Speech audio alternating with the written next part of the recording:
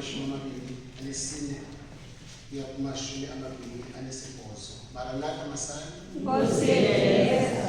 Nkosi yethu iyeza. Maranatha. Balapha.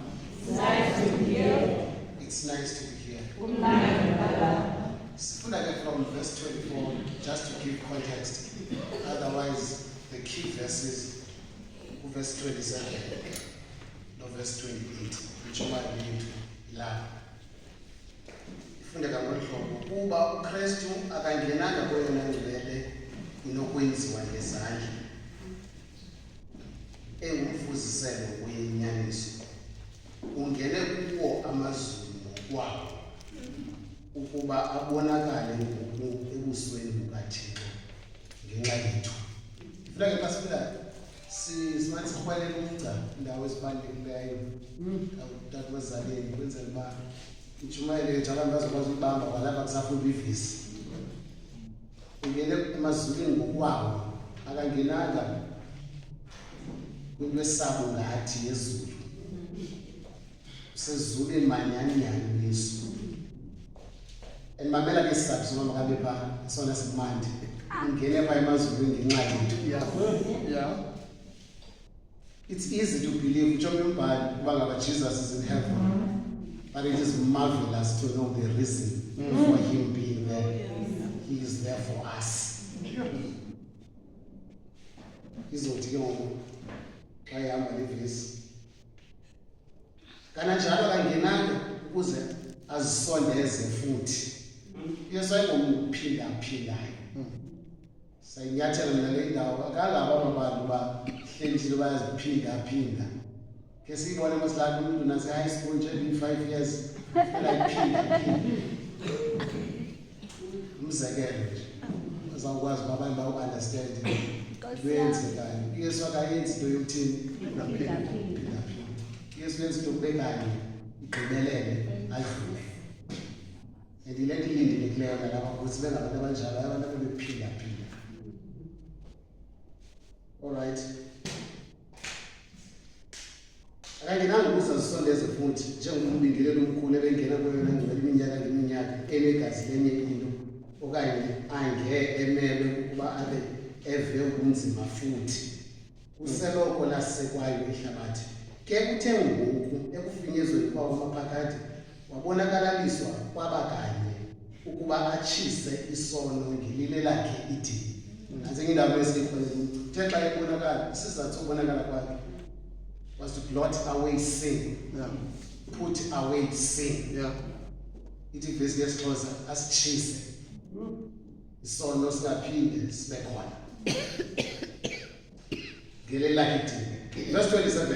Ke kwanje ukuba ke abantu bemiselwe ukuba bafe bekanye ize ke emveni koko ibe ngumgwebo. Ngokunjalo uKristu esondezwe kwabakanye ukuba asithwale asisuse isono sabaninzi. Uyakuthi okwesibini ngaphandle kwesono abonakale kwabo bamlindileyo ezisa usindiso. Kwesehlaleka izilime kusikelele ukufunda kwezibali ngoku nangona phakathi. Amen. Sidathu bandla izinto endifuna ukuba ngabantu zicacise ekutshoneni kwelanga namhlanje. Asiwasazenza ke imbali incwadi yamaBhebhere ibhalwa ngubani umxholo wayo uthini ngenxa yexesha. Sizawungena straight kule ndawo ifele ithole. But nasi ndifuna sinote kuba bezinto zidathu eziphawulwa kuverse 27. One of them, number one, is death. Njengoba bamisela abantu bafe benjani? Bamisela abantu babafe. Lento yokuba abantu bafe ummiselo. It's an appointment. An unavoidable, inescapable appointment. Another appointment is judgment. Nalapha kuthi sonke akho uzawuphepha ungwele. Ndike ndibone le bisibele cheap plus cons uThixo sibenzela amachamba. Ingathi ke ixombekeke apha kuthi. Lento ayinalokwenza le-feelings zethu. Umgwebo ukhona uncumile ungacumanga ukholelwa ungakholelwa.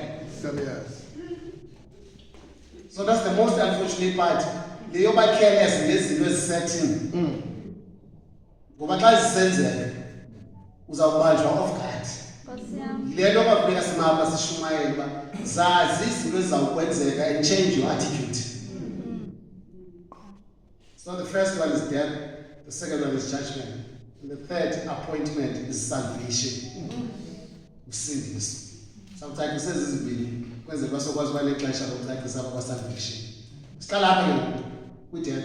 Am I allowed to kuma pha kwamanye amabandla zifuna zona? Kwamanye amabandla. Siyawukwazi ukungcwabeni sivuwe ngapho. All right. Funa sinothele phakathi yokuqala lebandla le yokufa. It doesn't matter how much wealth, how healthy you are. Wajima kophuka insimbi phela equipment. Doesn't matter, the appointment of death will soon catch up with you. Yes. Ithi iBhayibhile xa ithetha isicacisela kule ndawo. Ithi ubomi benu bunjengophunga. Athi umdumisi sifundise ukuyibala imihla yethu. Imihla yethu can be quantified, it's quantifiable. Akho mntu sisimakade uzawuphila ngonaphakade. Yonke into quantifiable, it means njengoba inesiqalo inantoni nesiphelo. Asikwazi ke ngoko ukwayama ngezinto eziqalileyo ngoba isiqinisekiso soba sizawuphela sikhona. Sayama ngezinto ezingabonakali uba ziqala phi ziphele phi. Ubomi obungunaphakade noYesu asikwazi ukumquantify Yesu. That is why he is worthy to be trusted. But nawe we are within the confinement of quantities. Yabani into yethu iqala iphele apho. Waqala apha lokutshisa waphela apho. Akasatshisi emva koko. Wayishumayela uqala ngo-19 zibanibani. Kodwa ngo-2000 yekwaphela. Because izinto zethu baziqalile ziyathini. Ziyaphela. Baba lendawo Akasatshisi. all right. So now sazama ke sabazaleni lento kwenzela uba siyenze ibe structured. So ukufa simela ngale ndawo ithi akunambeko akukhathalele nokuna malini. Uzawufa ngokunalo mali. Akukhathalele nokuphile kangakanani. Uzawufa ngokutheni uphilile. Ithi ke ngoku umuntu makenze izigqibo ezilungileyo ngeli xesha asadlubulo. Lixesha lokwenza izigqibo ezilungileyo eli. Ayilo-xesha lakubhatyaza. Njalo le nto esenza simanzi motivatana ngayo uba hayi ungabhatyaza usemtsha. Ingxaki ukufa kunamntu mtsha namntu mdala. So asinayo iroom yemibhatyazo edeliberate. Uba uyabhatyaza mayibe impazamo ubuzama uba right. Kha wabhid wayiformula. But uThixo kwazi ukurida inhliziyo, uyayibona inhliziyo ibibe indawo elungileyo. Kha ubhidwe si-structure sale kuyenza. Ngoba basizenza intentional izinto ezijolileyo ngamabomu si-conscious. Ne-conscience yethu isixelela i-wrong kodwa siphume izithuba. Ingxaki uzawubanjwa kukufa kusekho manyana.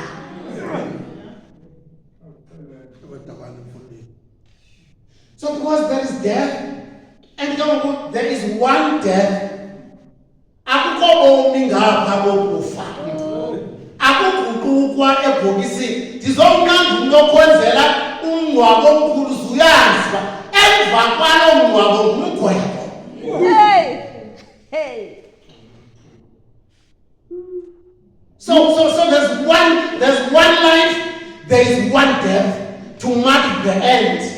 Ayikavalwa incwadi yakho, but let me qualify this statement very fast kwenzela uba sigqibele nto. Okokuba ngaba njengoba uphila nje xa ufile the matter is settled. Xa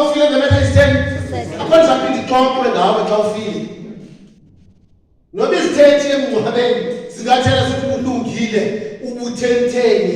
Eyona file yamanyani kuThixo. Nkosi yami. And the matter is done and settled. This is what will happen thereafter. Then your actions will be weighed against the standards of righteousness. Because there is a requirement. Hey. Now nazi standards zokulungisa zibekwe apha.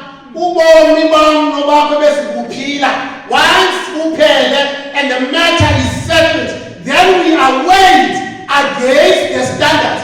Thereafter, the results in heaven are declared.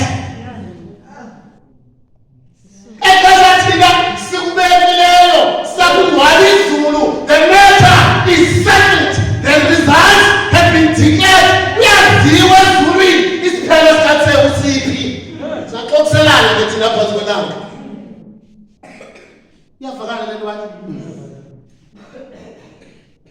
Then let's get to the next point. What's the next point is, then there's judgment. So fully this is made that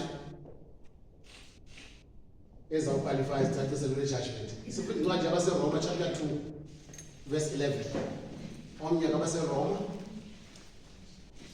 chapter 14, verse 12. Chapter 5, verse 10.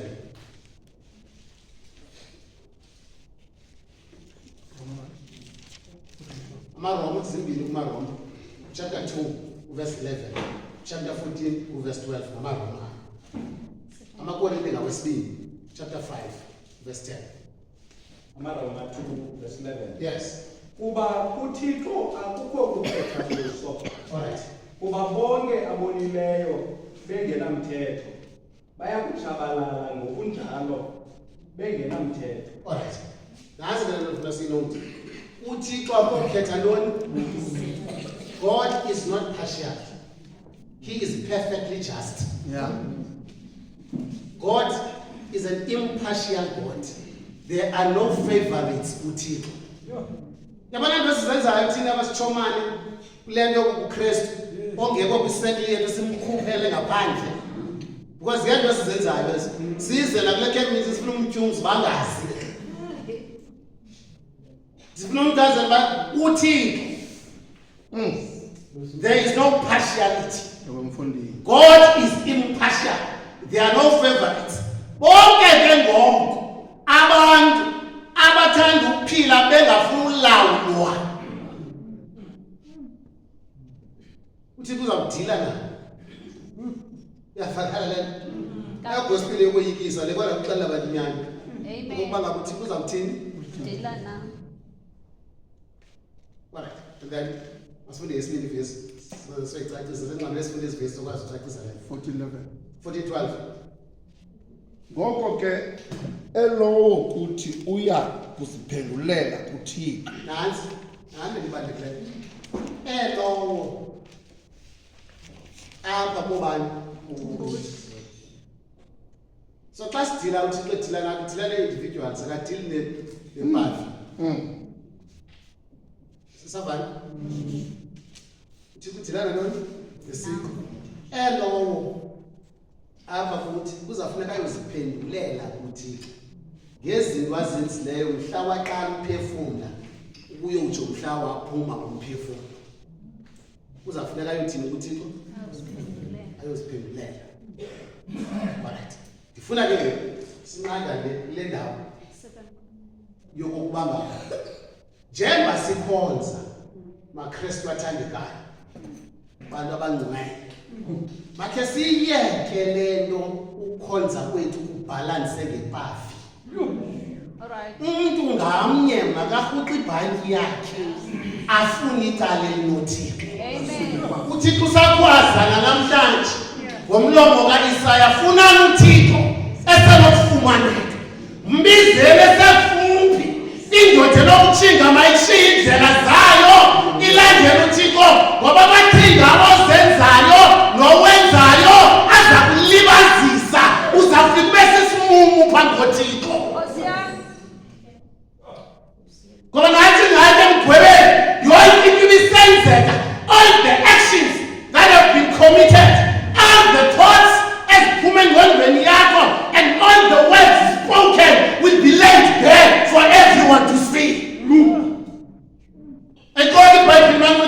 igqunyiweyo ingazothwani. Nasi SMS zomthungu. Kwakuthiwa encrypted WhatsApp end to end. But namhlanje ubonwa nazimfama. Ngoba kwathi igqunyiweyo ingazothwani. Akabi semgwebeni kuselapha izinto ziyachilo how much more phambi koThixo. So every step esenzayo uyazi ba usezayophendula phambi koThixo. Sure, sifunde le verse bendifuna ke ngoku. 2 Corinthians chapter 5 verse 10. 2 Corinthians chapter 5 verse 10. Ayisosilungu. English. Cela besixhosele kweze basokwazi ungena ezinto bantwini.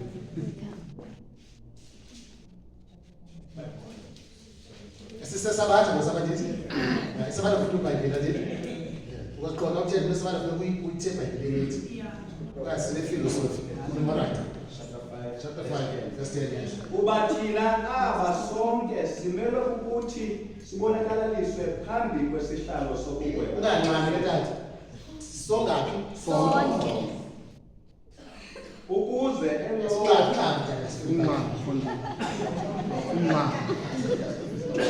Kwaze libandla live songaphi bandla? Sonke.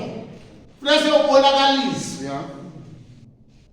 Nali ke ukulishwa sibuyele siqhoboshe pha. Uyabona ba ukhe wena kwabantu ngosabathi mnandi njena. Andiqelwa siyazazaza zabe zethu zithethana. Mnandi yaziwa. Ndifuna ukuxelela ke ngoku uzawufika ukufa kwimeko yokwaziwa. Xa uvukayo uzawuvuka kulaa meko ubufukuyo. Ba ufe umzondo Peter. Awuzovuka unothando uzawuvuka usenzondweni. Uphuma izithuba ufuna uPeter. Ngelishwa ugagane noThixo kuloo meko. Hayi tabane kodini.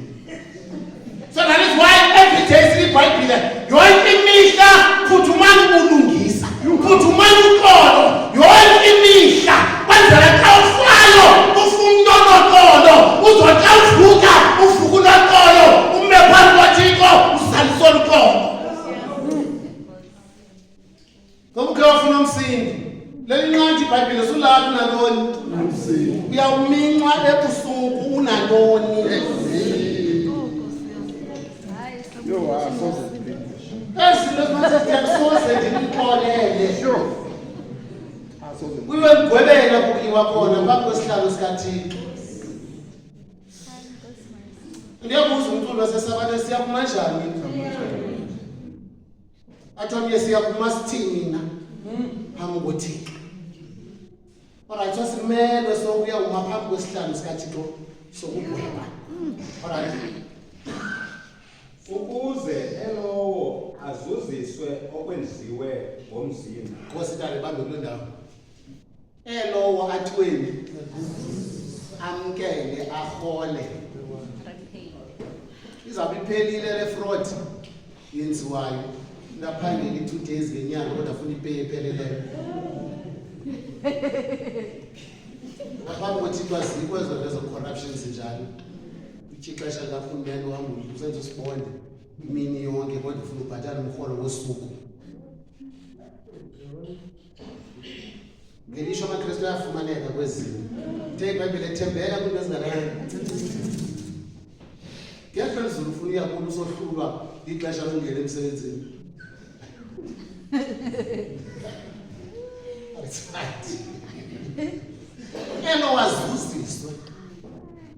Mamela le ndawo njengoko enze ngakho emzimbeni. Nathi nasinote isigaba. Sokhawuleza sesalvation siyivaleleyo. Xa uthetha Mose, uthetha ngani? Uthetha ngalubandla. Ngomlomo. Sina ngomlomo ndithi. Yes. Umlomo lilungu lantoni? Lomzimba. So sucinga fana xa isithi emzimbeni umlomo is exempted. Ezanto zimbi uzithethe ngomzalwane wakho. iBhayibhile ithi uThixo is recording them. Uza kwamkeliswa ngezinto ozenzileyo, ngezinto ozithethileyo, ngezinto ozicingileyo, ngezinto ozenzileyo ngezandla zakho. Aba bantu babotshiweyo uyazi ba ungunobangela. Hey madoda. Iyavakalela? Yes. Ayehenda bheka akade akufumana ukufundisa kanti unegalelo kuloo nto. Because uzixelela basoza benguye. Hey, madoda. Ngoba ukufundisa kufanele ubani. Ndizothi yonke into yenze emzimbeni. Sure. iBhayibhile ithi anazi nabale mizimba itempile yomoya oyingcwele. Lo mzimba udlakazayo ngokutya rongo nosela rongo uzawuphendula ngawo. Bethe izolo kudaba entshumayela kuyo. Amasabatha aziwa njengabantu abangatyi inyama. Ngathi abantu babambe isilapha serongo amasabatha ka-2025 atyi hapo. Awesi. Ndihlabathi ibambe isilapha serongo licinga uba ngabantu kanti akho bantu lapho. That's why the verse is saying, because Jesus is coming, each thing, Yeah. I will go, we will go where? Ubani. Buka lento manje sihlama sitsho futhi ngelozo. Siyaphila kulo mazwe ungubani. Do you meet the basic requirements alento? Yeah. No. Just the basic requirements. Are you kind? You are not. Are you forgiving? You are not. Are you merciful? You are not. What do you sitsho futhi ngelozo? Ngitsomi yakhe nalento sikuyo. So yonke into yenze emzimbeni uzawuthini? Awuphendula. Yavakala manje. Uba committee ngabantu nabaguquke tamanje. Please. Committee kayenda yovusa abantu kamanje. Bambambazela esonweni. Abantu basiyeke isono aguquke. Benze babazoya ezulwini. Amen. Yavakala indaba masigqibezele ivesi yabantwana. Nokuba kokulungileyo. Yes. Nokuba kokubi. Yes. So super mistake. God is recording even incwadi Ecclesiastes chapter 12 ifanphazana. Ithi yonke into oyenzileyo noba inhle noba imbi uzayiphendula phambi koThixo. Ngoba siyakwazi nokwenza ezinhle kanti imotive zirongo. Do you know uba kukho abantu abangabiseli utywala bangalitshayi ithuba? Not because they are righteous, but because they are so proud. And now chaya lelaqaba ubani chaya nakwenza into ngoba. There is no righteousness, but the appearance it ulungi. You. Aye, man. And if you measure abantu nge-outward appearance awuphosa umxholo, hence there's a need for judgment. Yo.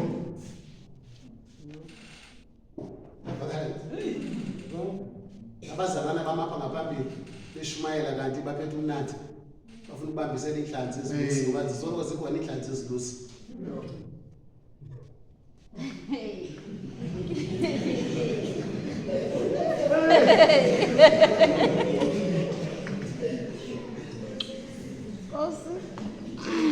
Kanti manje umnqwelisele angashumayelanga manje kanti beyazi bangaba yindlela yase-strategy sakhe sokubambisela ezilokeni futhi. Yo. Zikhona inhlanzi ezilusi. Alright manje ndiyavakala phana semva. Alright, so sidilishele lo mcimbi wokufa ne ukuba ngaba sonke sawuthini. So don't major ekuqwebeni ubutyebi nento zonke ezanto because ezanto azishiya apha ezinto ezibalulekileyo lezo. Also understand that for every action, for every word, for every thought uzawuya phambi kwetrone kaThixo uphendula. So masiziyeke ezanto zobe sicinga uba le nto ayizokwenzeka. But between ukufa ukudliwa kobomi nokufa nomgwebo, then introduce another concept, the concept of salvation. But guess what? Nansi difference. Xa sithetha ngokufa sithe it is unavoidable. Ayixhomekekanga kuwe uzakufa. And so is judgment, you cannot escape it. But xa sifika kumcimbi wosindiso, God is fair enough. Ubeka usindiso phambi kwakho. You can avoid it if you so choose. You can escape it if you so choose. Akunyanzelwanga ukuthi ngosindiso uyamukelwa usindiso. Usindiso liyonkonzo, ungayihamba inkonzo kodwa ungamkelanga usindiso. Uthatha usenkonzweni ngoba ungumzalwana ongasindiswanga.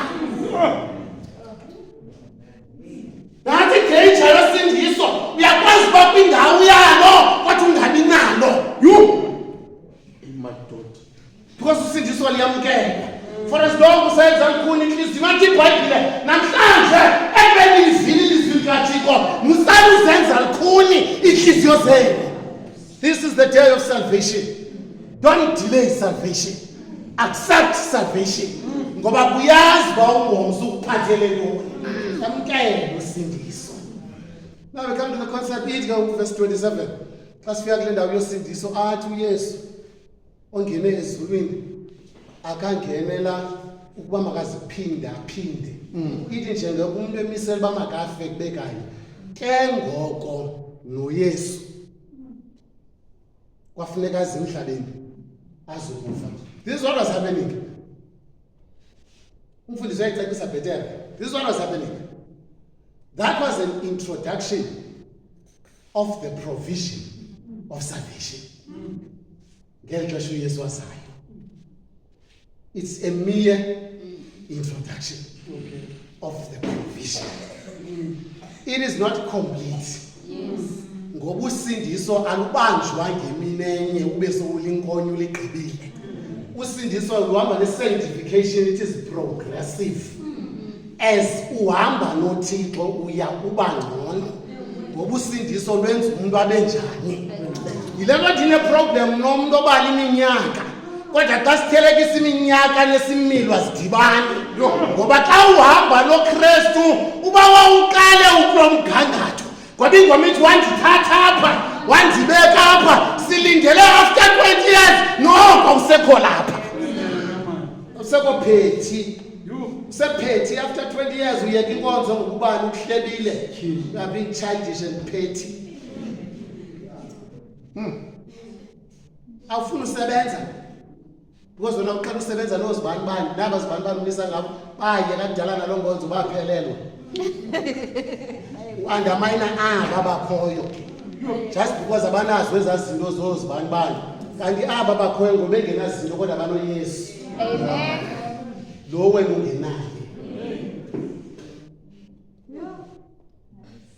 So yes, we had to be introduced because umuntu ufile bekanye kwafuneka naye athini uYesu afe ngoba uYesu was being made a member of the family of men. Kwafuneka ke ngoku xa evuka thi esiya ezulwini, he is no longer a member now, a mere member. He is also a representative Oh, yes. of mankind. But for him to be a representative of mankind, he had to be introduced as a member. Okay. And be sealed into membership. Okay.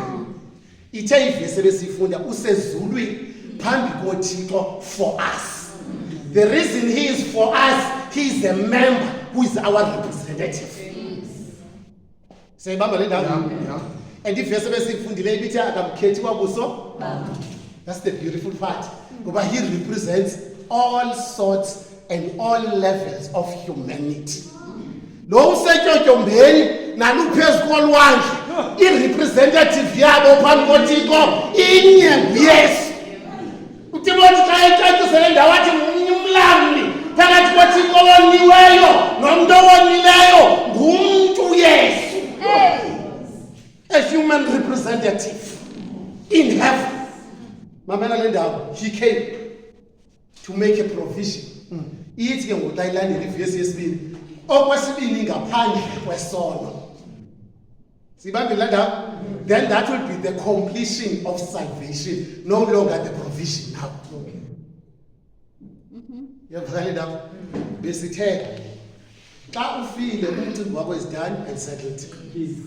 So aba bafileyo naba baphilayo xa uyesebuya umcimbi wabo bonke uza kuthweni. So that is the completion of salvation. That is why aba baphilayo besezabane nalamandla uthi mabone indaba siweleni. Because umcimbi wabo ugqitywe. And ivesi ayifihli ithi iza kuyavala inceba kuvakala ilizwi lithi onyukunyuku makathini. Angaye enkonzweni kodwa kuzojika unyukunyuku bakhe. Ngoba oko waziqhelisa ukukhonza ngobutsotsi. Yavakala. Ongalungisiyo makahlale ethini? Ivaliwe inceba.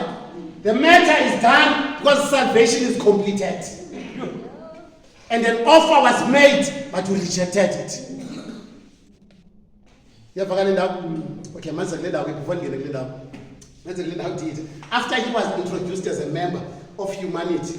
Sivula wesikwaya yasezulwini pha emathafeni pha kubalusi. Ithi vs kwaye ke kuqabelusi bakweluliso. Behlala ezindle. Belinde busuku imihlambi yabo. Ithi ke babona isithunywa ndawonye nekitha isithunywa zamazulu. Nansi ke wendawo endiyithandayo. Kwaquli kwaya introduce uYesu ezaba imember yethu. Uzuko uThixo senyanga. Uqobo emhlabeni.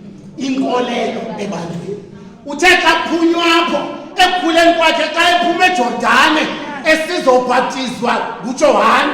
Uvakala ilizwi lisithi lo unyana wam oyintaka mveni yena ndizothi kubantu baseGinsberg as he has been introduced as a member of humanity kanye kuvothewu kanye kuvabefundisi nanku unyana kaThixo mveni yena ngoba bavanga abanye mvuyesu ungayenzi impazamo yophosa uvuyesu akulinga uyenze lo mpazamo lo unyana wam came to offer salvation mveni yena bantu basekone kudala ekhetha mveni yena bangasifuna amakhayetha be-right mveni lo Yesu namhlanje abantu bathi baqalekisiwe awuqalekiswanga uvuthwa le mbizi uyipheka ngoba khange umvu Yesu somnqanto ongekangeni sufuna ukuthi ubula wesidrugs uyazibona zenza ntoni kokwenu into le ufuna uzibheka ageni kuwe kodwa uyazibona umonakalo next door mveni yena. This is the man I'm talking about. Jesus, the Son of God, our representative. See, Bible mveni yena. Now in closing on the part of salvation, sifika kuncwadi yabaseRoma chapter 1. And I paraphrase, I don't want. Sisahamba kahle? Yeah. Kuncwadi yabaseRoma chapter 1. 80, think verse 16. Athi uPawulos ke andinazihloni ngendaba ezilungileyo. Zindoni indaba ezilungileyo? Indaba ezilungileyo kubomi, ukufa, ukuvuka kaKristu. Ebetheka introducewa uzuko kuThixo enyangweni inkolelo kubantu. Nansi into endithi ikholelwani kuyo ukuphila, ukufa, ukuvuka kaYesu. Yigospel le. Athi uPawulos anazihloni ngoba umbuka Yesu. Wathe xa ehamba kwelizwe wathi nifunde kum ngoba mna ndithobekile ngenhliziyo ndiseka kathi umsindo ndinobulali akho omnye nomfunda kuye khawuyeke ufunde ebantwini funda kuYesu. Ngathi phethe thobekile ngenhliziyo awuthobele hashu kulo. Yeke izinto kubekho abantu ongathethi nabo kodwa uyakonza. Because we are a very discriminating person. And if value yakho yiva ngoku-undermine abanye abantu. Xa ungekho mahlwempu ecam kwakho nobody. But your existence and your being is only derived from those who lack. Kanti abahlanje basurroundwe ngabantu abangazobanceda ngani. Kuba kafuna uphikiswa. Awuzokhula ilanto. Hlala nenqoqonqoqo. Xa umuntu suhlala nje bugqwayibeni ngoba baba bangcinelana nawe kobu bugqwayi bububo uzawahamba uphuma bekhona uye eRhawutini uyovela bawungomuntu.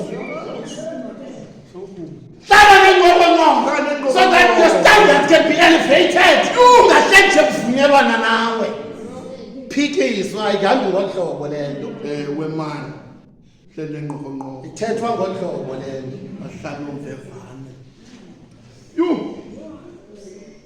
So now the verse andazihloni ngantoni indaba ezilungileyo baphi nabantu nanantoni ngantoni ezilungileyo zikaKristu. Sayivala ndawo ayizondaba nje ezilengalengayo ezi ayizondaba zasemakhwenteni ayizondaba zalapha yakogatyeni zindaba ezilungileyo zikaKristu. Intamanje kwaKristu amakhwente namazangwa nogatyeni babekwa kumhlaba olinganayo ngoba phambi kwaKristu we are all sinners in need of a savior. Irrespective bangaba budlulephi unantoni, but the common ground and the common denominator, we're all sinners here. Ngoku siyithatha phi le nto yokucinga bafana ulayithile kunomnye? Ikhona ifama izenze bhetere kunenye. Hayibo aba batye emgqomeni khona obhetere kunomnye lapha. Ngoba the common denominator batyaphi? Nobomnye yitishara, nobomnye wayeka kaphi? Sunlight. The fact of the matter, the common grounds. Ne? Nasintoni? Indaba zikaKristu azothi kaloku kuba zingamandla. Hey madoda, ayalive isibani ecacisa njani imfundisi oviwa. Ezi ndaba zilungileyo ziyintoni? Zamandla. Abone kuthi xa ethetha uPawulos uThixo osisilumko athathe izinto ezibubudenge. Ogqiba uThixo adanisa izilumko ngazo.